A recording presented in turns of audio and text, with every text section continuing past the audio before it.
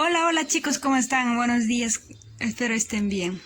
Espero que disfruten la información. Quería hoy dar puntos, ¿no? Exactos o explicarlos de qué trata este tema. Bueno, voy a ser sincera. La sinceridad que, bueno, yo leo el libro y creo que es más fácil estudiar, ¿no? Tú te echas en la cama y escuchas el audio de la lectura y te concentras, ¿no? Y ya pues sí, es más fácil, creo que es menos pesado y desearía si A o B encuentran algo, mejoren sus expectativas, ¿no? Y así que y a veces tengo dificultad para expresarme, soy un poco tímida. Ya pues chicos, les iba a decir que eh, eh, yo, por ejemplo, en la universidad donde me ubicaba no tenía el acceso a buenos libros, pero yo he conseguido un buen libro y quisiera compartirlo con ustedes y amo ayudar a los demás, así que espero ayudar a alguien. Lecturas que van a ser consecuentes, o sea, sin saltarse de ningún lado, ¿no? Así que voy a ser así, yo soy bien intensa al explicar o al esto, lo hago como si algo nuevo, algo como para curiosidad, ¿no? Y yo creo que la curiosidad es la base de todo. Y cuando uno es curioso es más fácil que las cosas te entren a la memoria. Vamos a seguir con las lecturas. Fisiología más allá del genoma. Leemos, chicos, no hubo nunca una época más emocionante para el estudio de la fisiología humana. Hoy tenemos el beneficio de siglos de trabajo de fisiólogos que construyeron las bases del conocimiento sobre cómo funciona el cuerpo humano. Desde la década de 1970, ahora poco, los rápidos avances de los campos de la biología celular y la molecular han completado este trabajo. Pocas décadas atrás pensábamos que encontraríamos la clave del secreto de la vida. Secuenciando el genoma humano, que es el término que define a toda la información genética contenida en el DNA o ADN de una especie. Sin embargo, se ha probado que esta visión de la biología tiene sus limitaciones, ya que los organismos vivos son muchos más que la simple suma de sus partes. El proyecto para decodificar el genoma humano, el Human Genome Project, comenzó, mira, si lo lee, aquí hay un enlace. Comenzó en 1990 con el objetivo de identificar y secuenciar todos los genes del ADN humano, el genoma. Sin embargo, a medida que las investigaciones incrementaron nuestro conocimiento sobre la función del ADN, la idea original de los científicos es que un segmento de datos del DNA contenía un gen que codificaba a una proteína. Tuvo que ser revisada cuando se hizo evidente que un gen puede codificar a varias proteínas. El Human Genome Project se completó en el 2003. Pero antes de ese momento, los científicos habían ido más allá de la genómica a la proteómica, el estudio de las proteínas de los organismos vivos. Actualmente los científicos se están dando cuenta de que saber a que una proteína se sintetiza en una célula en especial no siempre nos dice qué importancia tiene en ella, en el tejido o en el animal. Las nuevas y emocionantes áreas de la investigación biológica se llama genómica funcional, biología de los sistemas y biología integradora, pero son fundamentalmente cambios de la fisiología que inventan las funciones de manera integrada desde los mecanismos subcelulares al organismo entero. Si leemos la literatura científica, pareciera que las investigaciones contemporáneas con el uso de las herramientas de la biología molecular han explotado en una era de omas y ómicas. ¿Qué es un oma? ¿Es un oma? ¿Qué es un oma?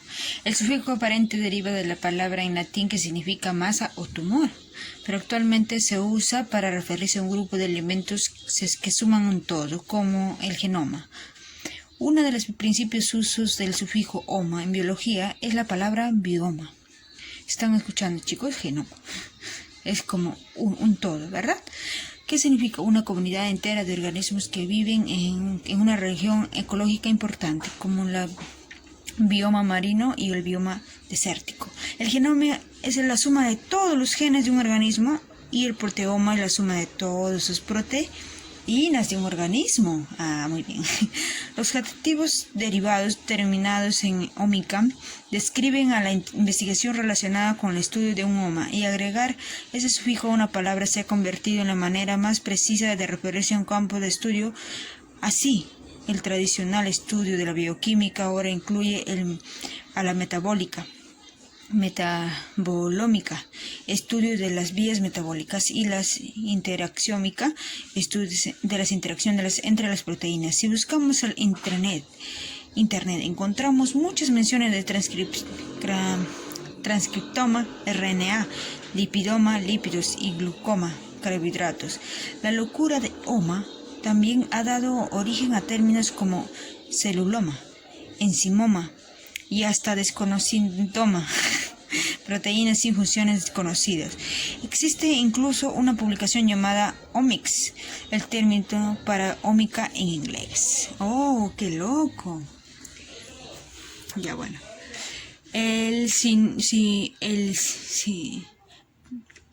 Isiome Projet. Ahí está, ven el link, cualquier información que busquen, chicos. Es un esfuerzo internacional organizado para coordinarla con información molecular, celular y fisiológica sobre los organismos vivos. Es una base de datos en Internet. Los científicos de todo el mundo pueden acceder a esta información y utilizarla con sus propias investigaciones para crear mejores fármacos o terapias genéticas para curar y prevenir enfermedades. Algunos científicos están usando estos datos para crear modelos matemáticos que explican cómo funciona el cuerpo.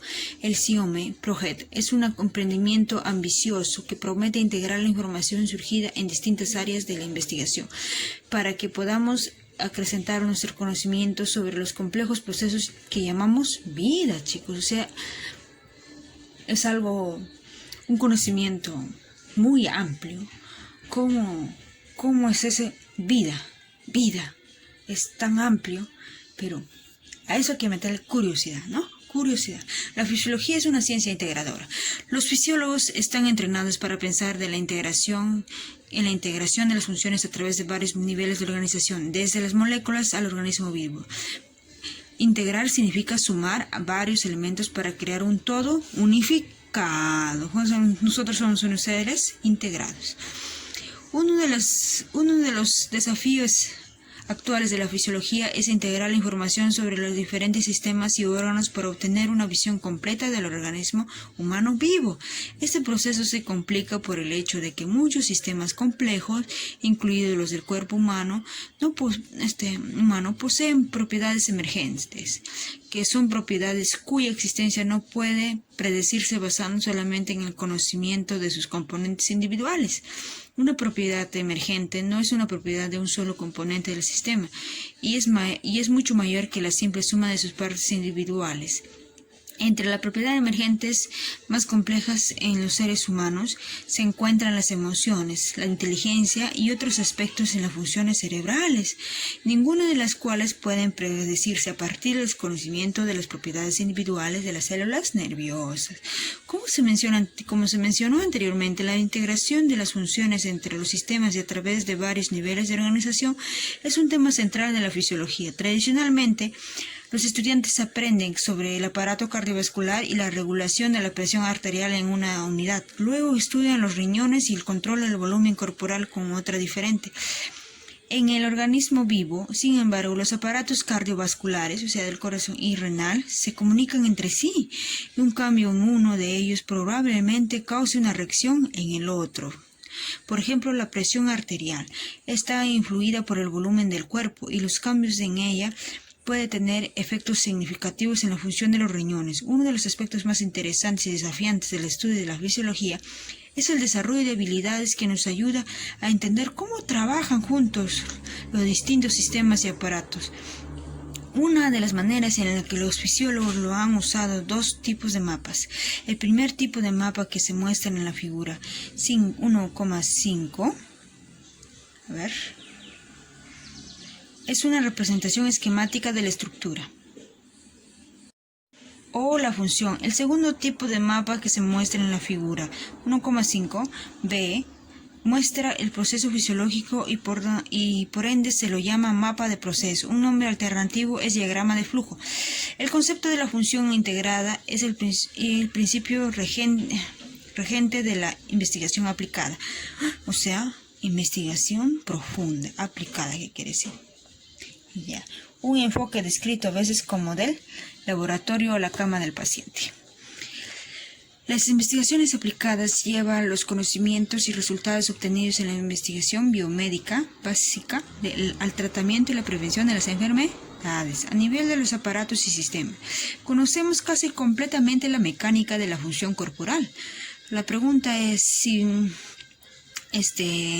respuesta apuntan a la integración y el control de estos mecanismos, especialmente en los niveles celular y molecular. Sin embargo, la explicación de lo que ocurre en los tubos de ensayo o en las células aisladas pueden responder solo parcialmente las preguntas sobre la función. Por este motivo, los estudios en animales y en seres humanos son pasos esenciales en el proceso de aplicar la investigación básica al tratamiento y la cura de las enfermedades.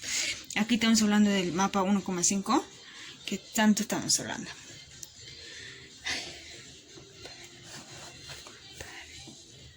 A ver. Mapa que muestra reacciones entre estructuras y fusiones, emparedados, componentes exteriores, panes, tortillas y el motorio, con rellenos, vegetales, quesos, carnes y condimentos y sales. Es una explicación de la vida cotidiana. Pregunta: ¿puede agregar más adelante interrelaciones al mapa? Aquí hay un listado de términos para construir un mapa del cuerpo humano. Use los pasos comentados en el mapeo para crear un mapa así como esto, con ellos. Agregue más términos si lo desea. Al final del capítulo encontrará una respuesta simplificada. Mira, por ejemplo, tenemos vejiga, vasos sanguíneos, cerebro, aparato cardiovascular, aparato digestivo, corazón, sistema inmunitario, sistema alimentario, intestino, riñones, pulmones, ganglios linfáticos, boca, sistema musculoesquelético, sistema nervioso, ovarios, aparato reproductor, aparato respiratorio, estómago, testículos, el cuerpo, glándula tiroides, aparato urinario y útero. Seguimos. O sea, aquí es como un juego, Tú pones el aparato cardiovascular y ¿cuál es su relleno?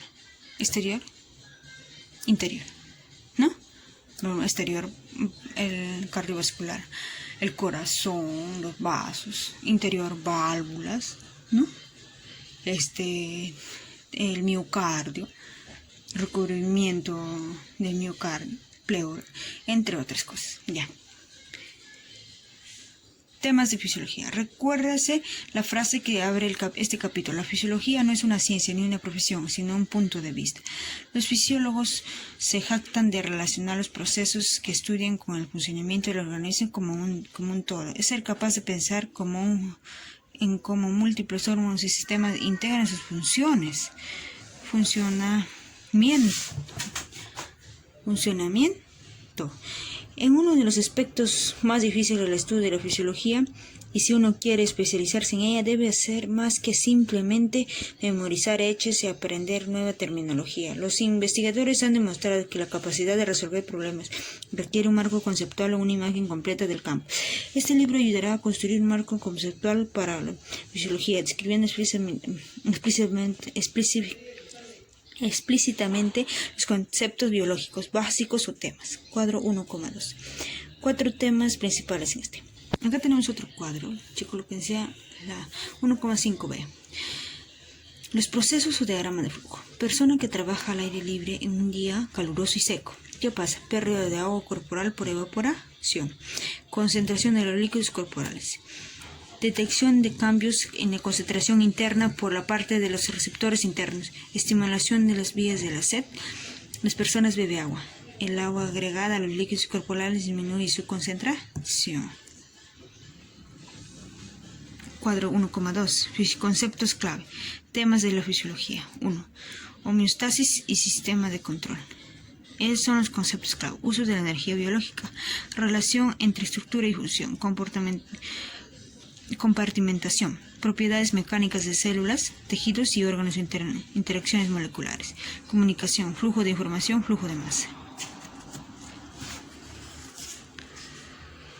El mapeo es una forma no lineal de organizar el material. Pues estaba empezando a leer el mapeo. Es claro, importante el mapeo aquí, pero les voy a leer al último, porque vamos a seguir y nos vamos a perder. Primero la lectura, ¿no? Aquí tenemos, aquí. Este libro le ayudará a construir un marco conceptual para la fisiología, describiendo explícitamente los conceptos biológicos básicos o temas. Y aquí están, ¿no? En el cuadro que hemos leído hace ratito. Y es libro, y nos ayudará, por ejemplo, dice 4 temas principales en este libro son la homeostasis y los sistemas del control, el uso de la energía biológica, las reacciones entre sustancia y función y la comunicación. A medida que avancemos en el texto se encontrará que este concepto con variaciones aparece repetidamente en los diferentes sistemas, homeostasis y sistema de control. Como la mencionó antes en este capítulo, un precepto central de la fisiología humana es la homeostasis, el mantenimiento de un medio interno relativo. Entonces, la homeostasis es el mantenimiento de un medio interno relativamente estable. El organismo tiene ciertos parámetros clave, como la presión arterial y la glucemia, que deben mantenerse dentro de un rango particular para que el cuerpo se conserve saludable.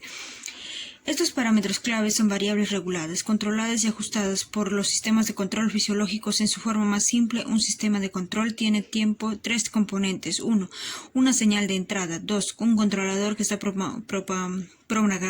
programado para responder a ciertas señales de entrada.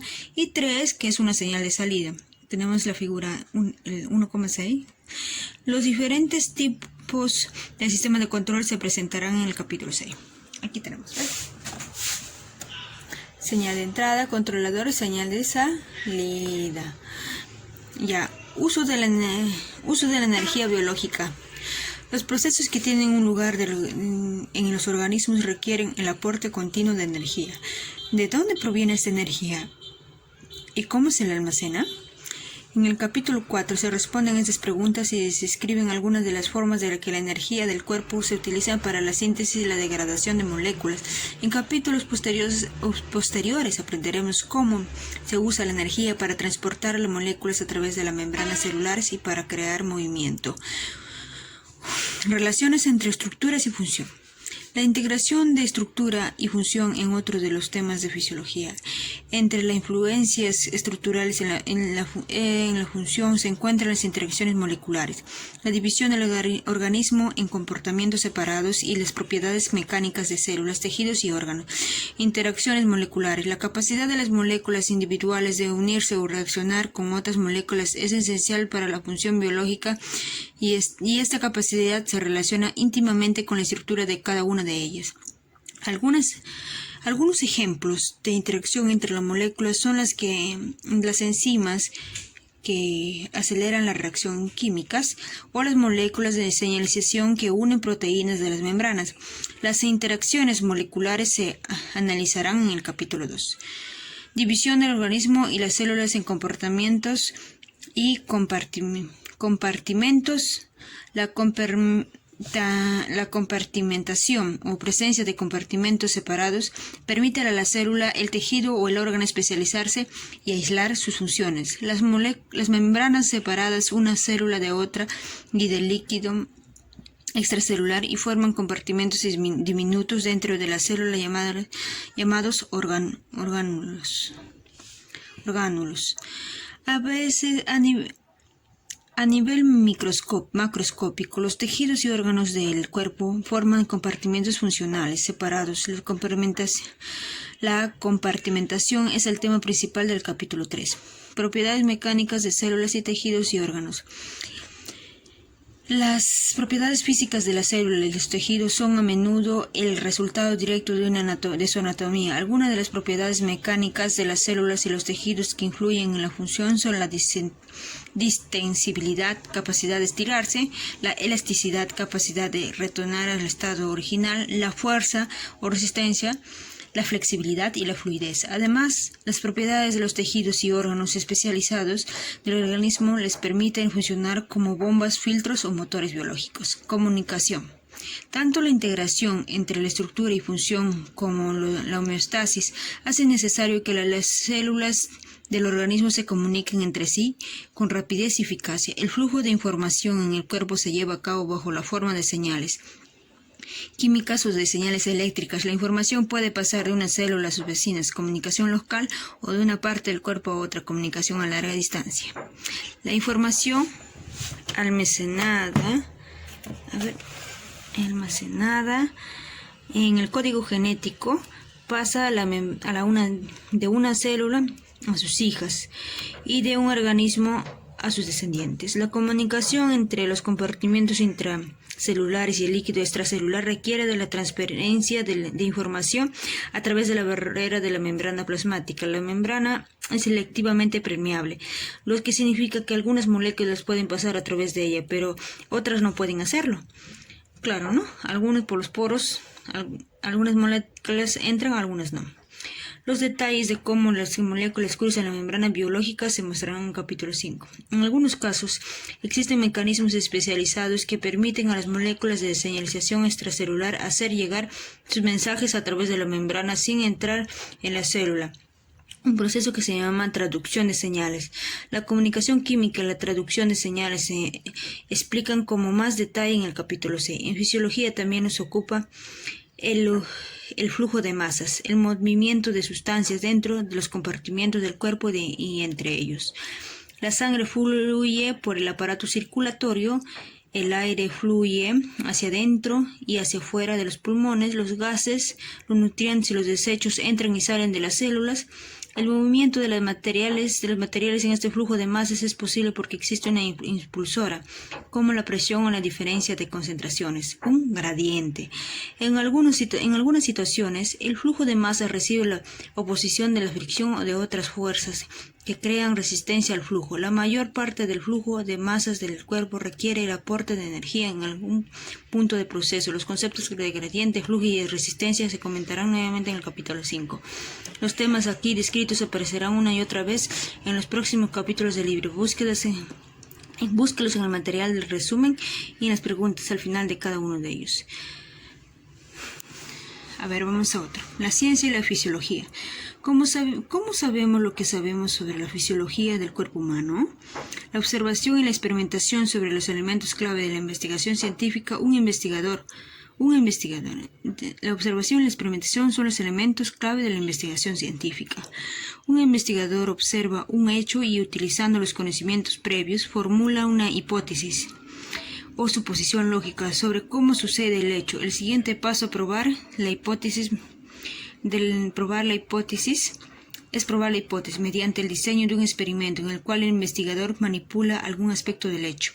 Los buenos experimentos científicos deben diseñarse con cuidado. Un tipo común de experimento biológico consiste en quitar o alterar alguna variable que el investigador cree que es parte necesaria del fenómeno observado.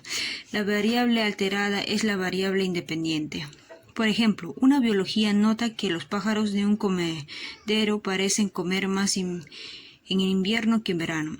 Ella formula la hipótesis de que la temperatura baja hace que los pájaros incrementen su consumo de alimento. Para probar la hipótesis diseña un experimento en el cual somete a los pájaros a diferentes temperaturas y controla cuánto comen. En su experimento, la temperatura, el elemento que se manipula en la variable independiente. La ingestión de comida que se supone que depende de la temperatura se transforma en variable dependiente. Revisión. Esto es común y lo que deben tener en cuenta. A ver, chicos, los estudiantes en el laboratorio llevan a cabo un experimento en el cual beben distintos volúmenes de agua y miden la cantidad de orina producida en la hora posterior. ¿Cuáles son las variables independientes dependientes en el experimento? Después vamos a leer la respuesta. Aquí está. Ya. Una característica esencial de cualquier experimento es el control. Un grupo de control es generalmente un duplicado del grupo experimental en todos los aspectos, excepto en la que la variable independiente no cambia con respecto a su valor inicial. Por ejemplo, en el experimento de los pájaros, el grupo control sería un grupo de animales que se mantiene a una temperatura cálida, pero tratados en todos los demás aspectos igual que los sometidos a temperaturas frías. El propósito del grupo control es asegurarse de que los cambios observados se deben a la variable que se manipula y no al cambio de alguna otra variable. Por ejemplo, supóngase que en este experimento la ingesta de comida aumenta después de las investigaciones. Un investigador cambia el tipo de alimento provisto. A menos que exista un grupo de control, el investigador no puede determinar si el aumento de ingesta se debe a la temperatura o al hecho de que la nueva comida es más sabrosa. Durante el experimento, el investigador recolecta con gran cuidado la información o datos o lo que se da, ¿no? Sobre el efecto variable manipulada independiente. Tiene sobre la variable observada dependiente. Una vez que el investigador cree que ya tiene suficiente información para obtener una conclusión, comienza a analizar los datos. El estudio puede tomar varias formas y en general incluye un análisis estadístico para determinar si las diferencias aparentes son significativas. Un formato habitual para presentar los datos es un gráfico, ¿no? En la figura 1,7. Si un experimento apoya la hipótesis de que el frío hace que los pájaros ingieran más alimento, entonces se le debe repetir para asegurarse de que los resultados no se deben a un evento aislado y único. Este paso se denomina replicación. Cuando los datos sostienen a la hipótesis en varios experimentos, esta puede transformarse en una teoría científica. Se convertiría en una teoría científica porque ha sido con base de varios experimentos, ¿no? Experimentación. La mayor parte de la información que se presenta en los libros de texto como este está basada en modelos que los científicos han desarrollado a partir de la mejor evidencia experimental disponible. A veces se publican nuevas evidencias experimentales que no concuerdan con un modelo vigente.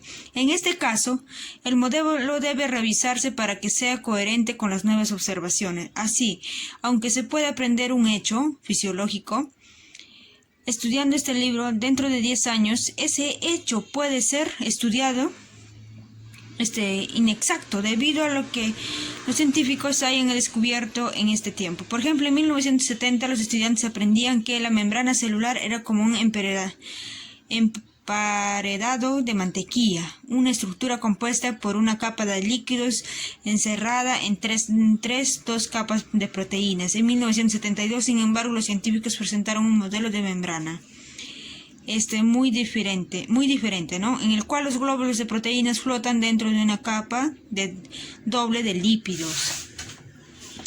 Como resultado, los autores de libros de textos tuvieron que revisar su descripción de las membranas celulares y los estudiantes que habían aprendido el modelo anterior tuvieron que cambiarlo.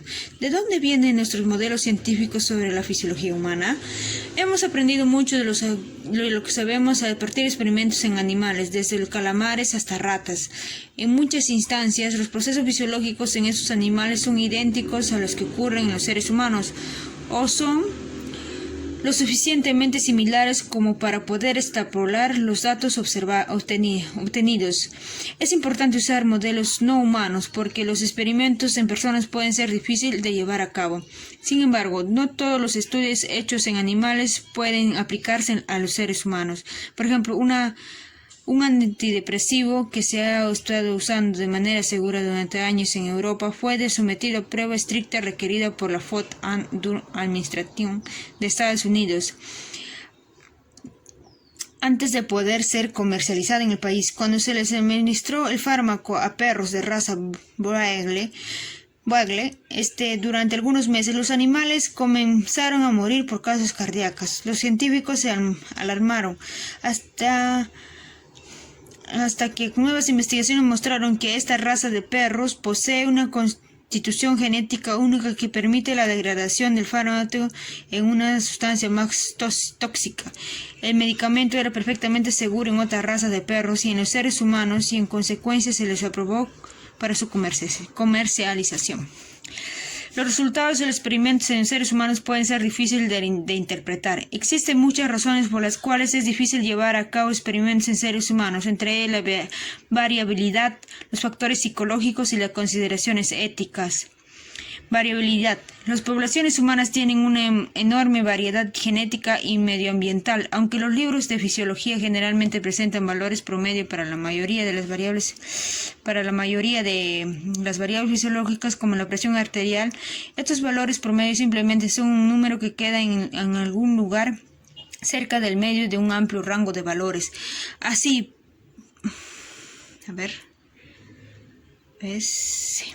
se movió. Así, para encontrar diferencias significativas entre los grupos y controles en los experimentos en seres humanos, un investigador debería idealmente incluir un gran número de sujetos idénticos. Sin embargo, conseguir dos grupos de personas que sean idénticas en todos los aspectos es imposible. El investigador debe entonces intentar reclutar sujetos que sean similares en todos los aspectos posibles. En algunos países las búsquedas se publican en los periódicos. Se buscan hombres sanos de 18 a 25, no fumadores con un peso corporal cercano al ideal para participar en un estudio. La variabilidad inherente incluso en un grupo selecto de personas debe ser considerada cuando se realiza estos experimentos, ya que afecta la capacidad del investigador de interpretar con precisión el significativo de los datos obtenidos del grupo. Una forma de reducir la variabilidad dentro de una población en estudio, ya sea humana o animal, es realizar un estudio con grupos cruzados. En un estudio de este tipo, cada individuo actúa como sujeto experimental y como control. Así, la respuesta de cada individuo al tratamiento puede compararse con su propio valor de control. Este método en particular eficaz cuando existe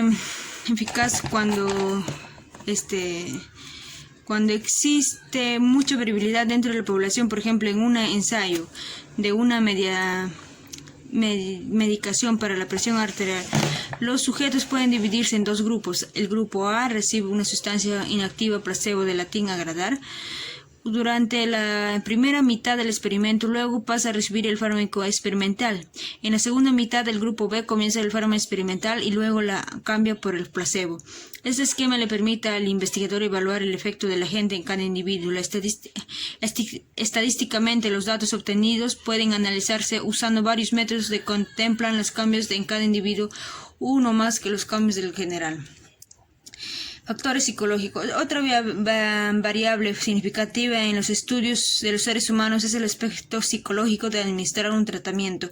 Si se le da a una persona una píldora y se le dice que aliviará algún problema, existe una gran posibilidad de que tenga exactamente ese efecto, aun si contiene solamente azúcar o una sustancia inerte. Este fenómeno, que está bien documentado, se llama efecto placebo.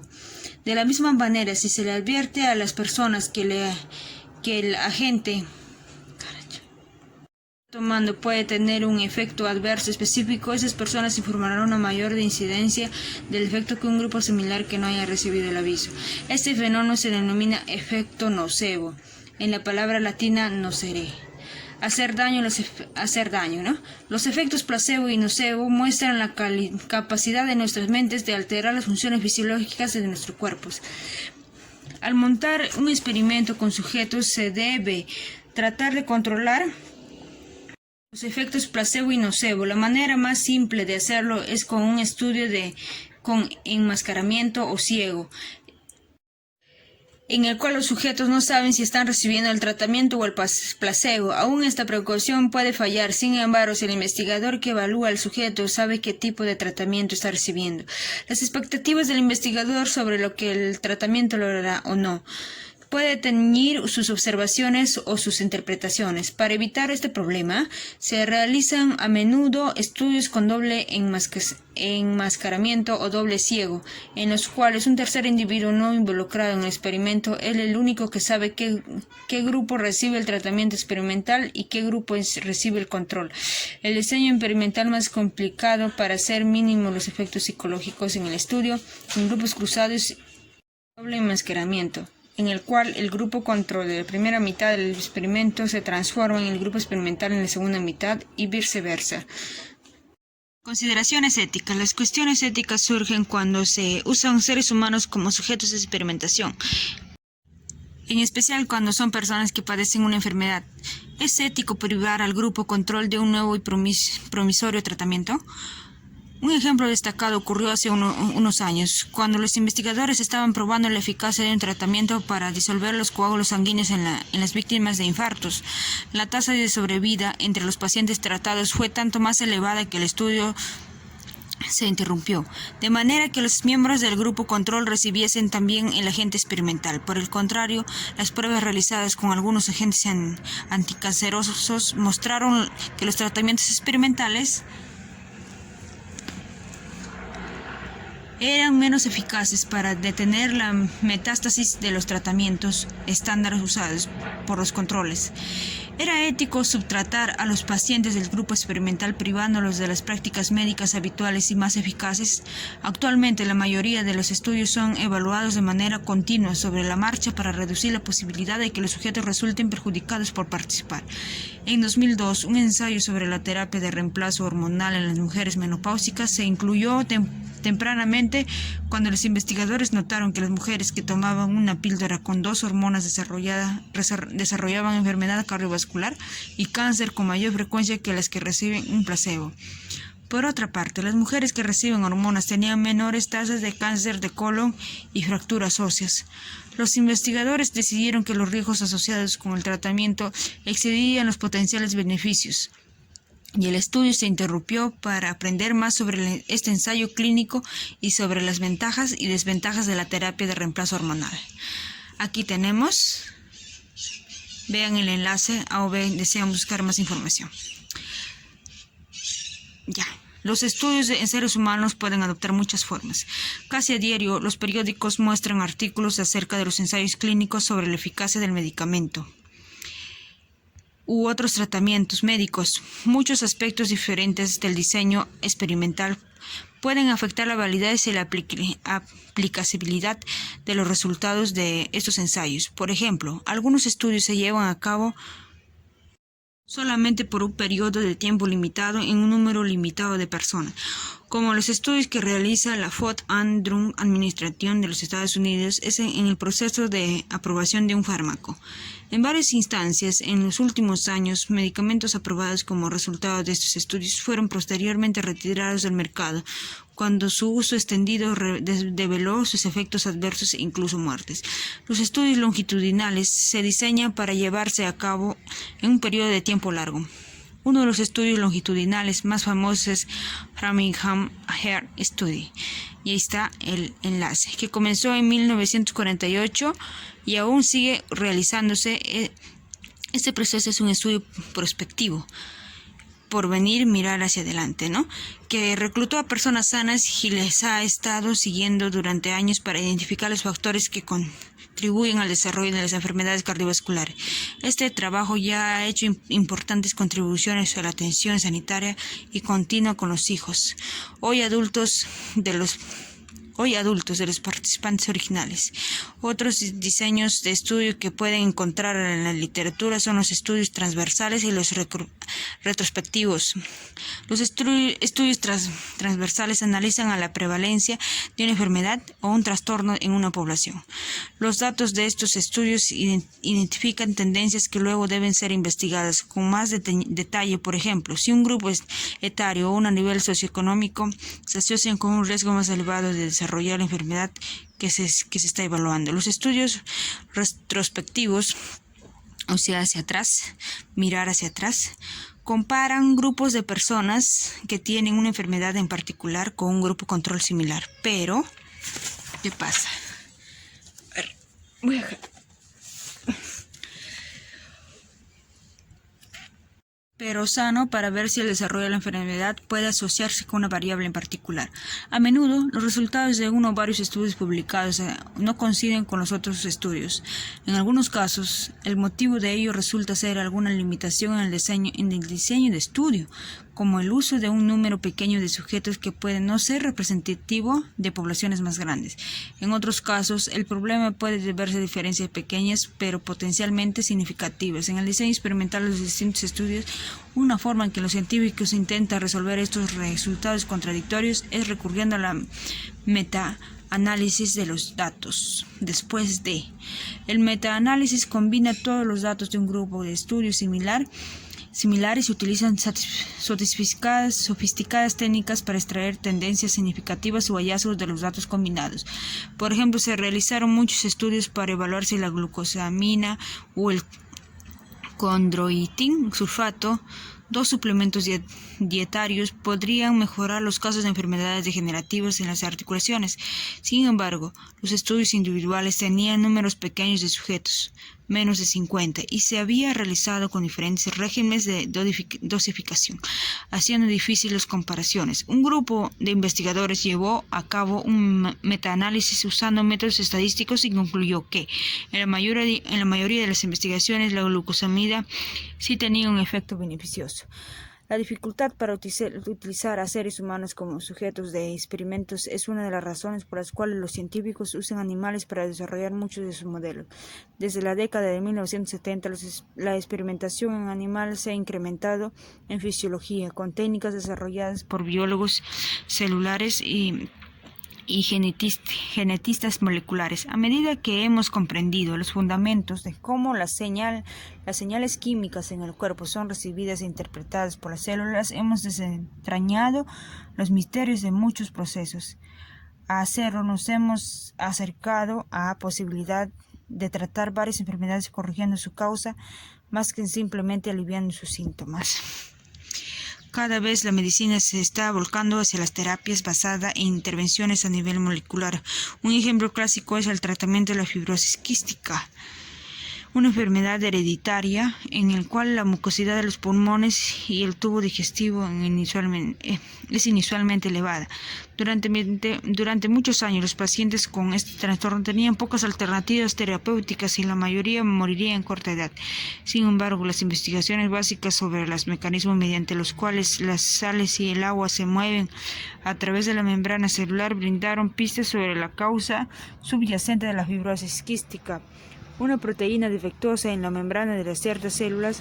Una vez que los genetistas moleculares hallaron el gen que codifica esta proteína, se abrió una puerta a la posibilidad de reemplazar el gen alterado por el gen de la proteína normal. Sin investigación básica sobre cómo las células y los tejidos llevan adelante sus funciones normales, este tratamiento nunca se hubiese desarrollado. A medida que lee este libro y aprenda lo que hoy sabemos sobre cómo funciona el cuerpo humano, tenga en cuenta que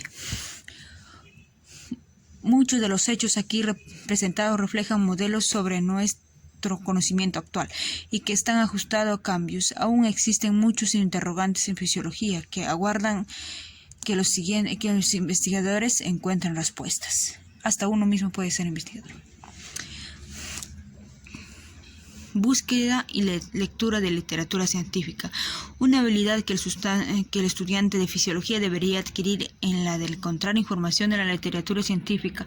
En el mundo de hoy, la literatura científica puede hallarse tanto en forma impresa en libros y en periódicos, como en Internet. Los libros son un excelente recurso para obtener información básica general y para aprender sobre un tema. Sin embargo, a menos que el libro tenga una fecha de publicación muy reciente, pero puede no ser la fuente de información más actualizada. Las publicaciones periódicas se llaman revistas científicas y muchas están disponibles actualmente tanto en formato impreso como electrónico. Generalmente estas publicaciones están patrocinadas por organizaciones científicas como la American Psychological Society. Una revista científica contiene artículos que describen la investigación científica original de una persona o un grupo científico que dice que va a publicar un trabajo. Se refiere generalmente a este tipo de presentación en una revista.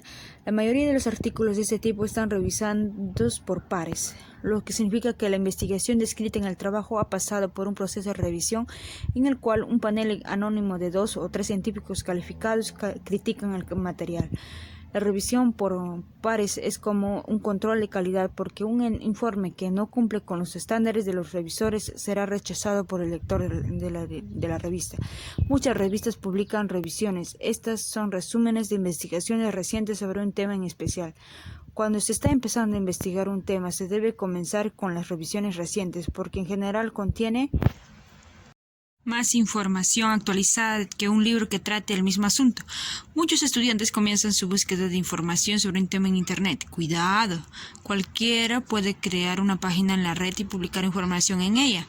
No hay un proceso de selección comparable con la revisión de las revistas científicas y por lo tanto el lector de una página de Internet debe determinar cuán válida es la información que le está proporcionando el Internet. Es probable que los sitios publicados por universidades reconocidas y por organizaciones sin fines de lucro tengan una buena información, pero un artículo sobre vitaminas en la página de una tienda que vende alimentos saludables debería verse con escepticismo, a menos que el artículo cite investigaciones revisadas por científicos.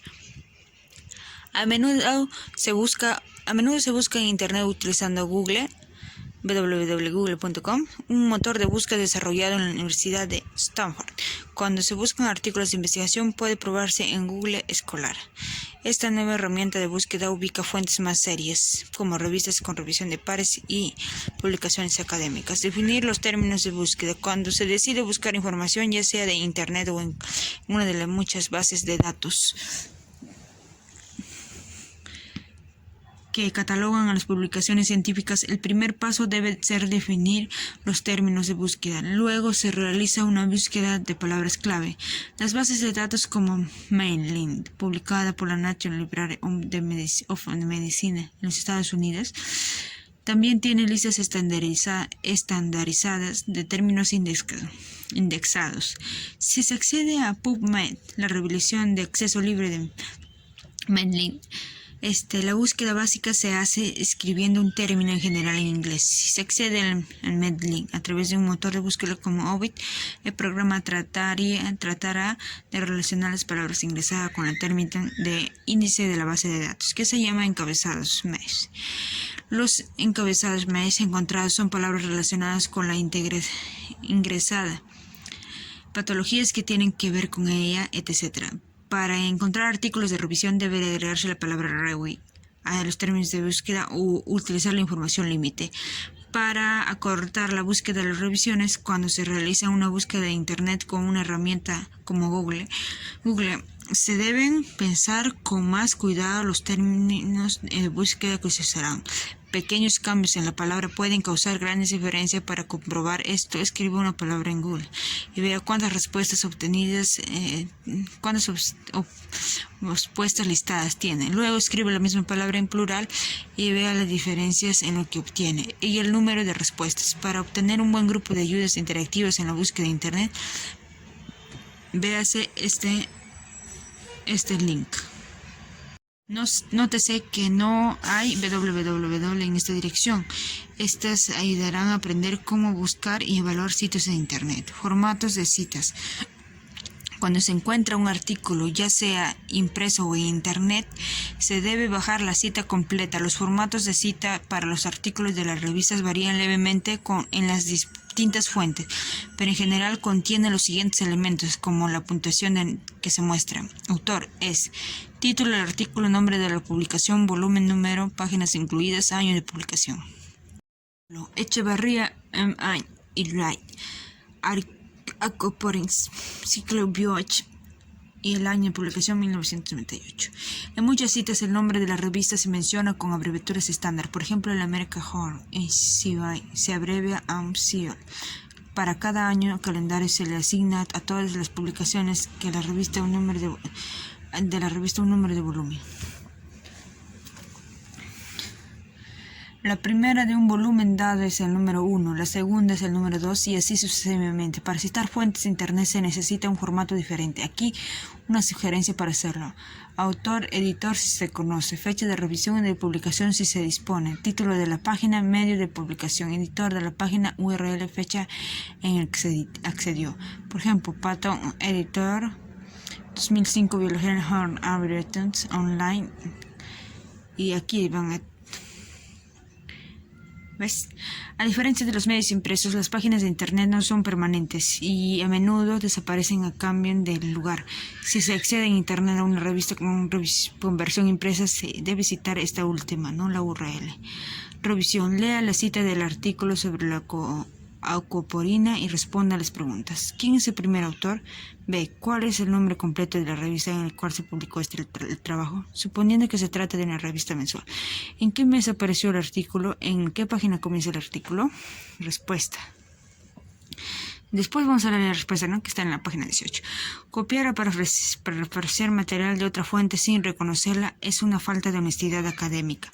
La cita palabra por palabra, entre comillas, se usa poco en los trabajos científicos. En lugar de ello, se resumen los contenidos de un trabajo y reconocen la fuente de la siguiente manera. Se sabe que algunas formas poco comunes de epilepsia están causadas por mutaciones en los canales iónicos. Muley et al. 2013. Cuando un trabajo tiene 3 o más autores, se usa la abreviatura de et al., de latín et al., que significa y otras, para ahorrar espacio en el cuerpo de un texto. Los nombres de todos los autores se consignan en una cita completa que generalmente se incluye en una sección de referencia al final del artículo. Las citas de referencia suelen ordenarse alfabéticamente según el apellido del primer autor. Para saber más sobre la búsqueda de la lectura de la literatura científica, accede a Tal Psychology, Psychology Place. Aquí están los enlaces. Resumen del capítulo, chicos. La fisiología es el estudio del funcionamiento normal de los organismos vivos y las partes que los componen. Sistemas fisiológicos. Los fisiólogos estudian los diversos niveles de organización de los organismos vivos, desde las moléculas hasta las especies. Las células es la unidad estructural más pequeña y capaz de llevar a cabo todos los procesos vitales. Los conjuntos de células que desarrollan funciones relacionadas forman tejidos y órganos. El cuerpo humano tiene 10 sistemas y aparatos lógicos, como por ejemplo tegumentario, musculoesquelético, respiratorio, digestivo, urinario, inmunitario, circulatorio, nervioso, endocrino y reproductor.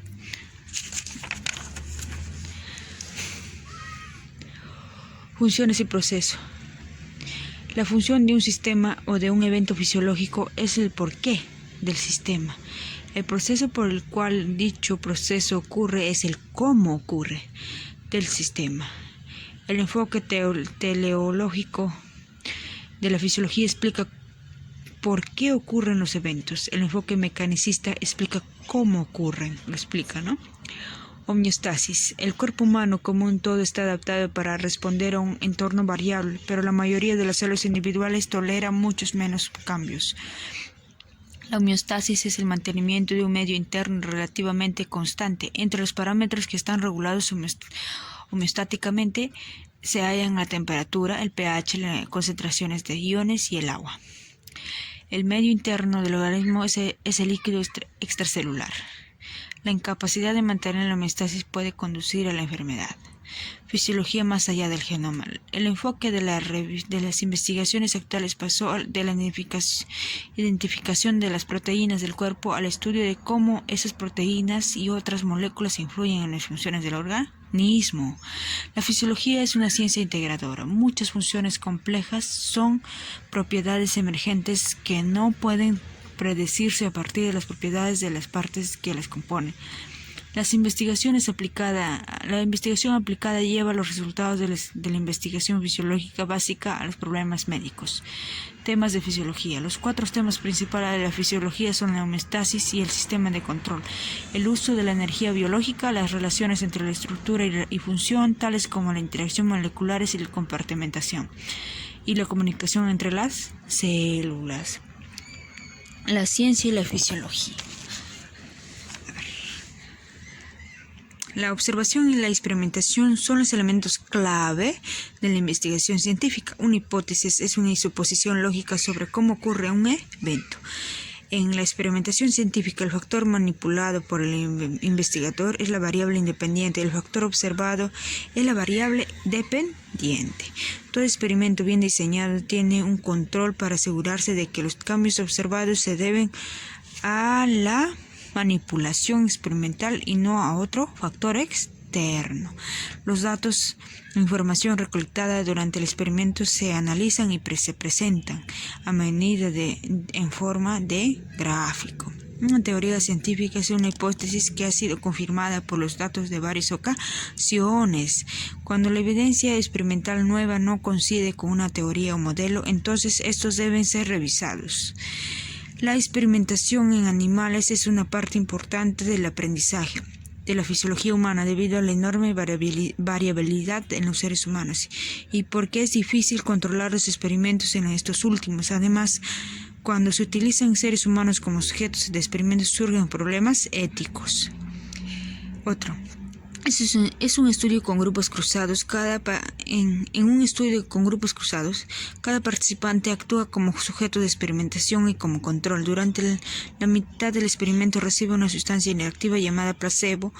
Una dificultad de los experimentos con humanos surge de los efectos placebos y nocebo, en los cuales ocurren cambios aún cuando el tratamiento es inactivo.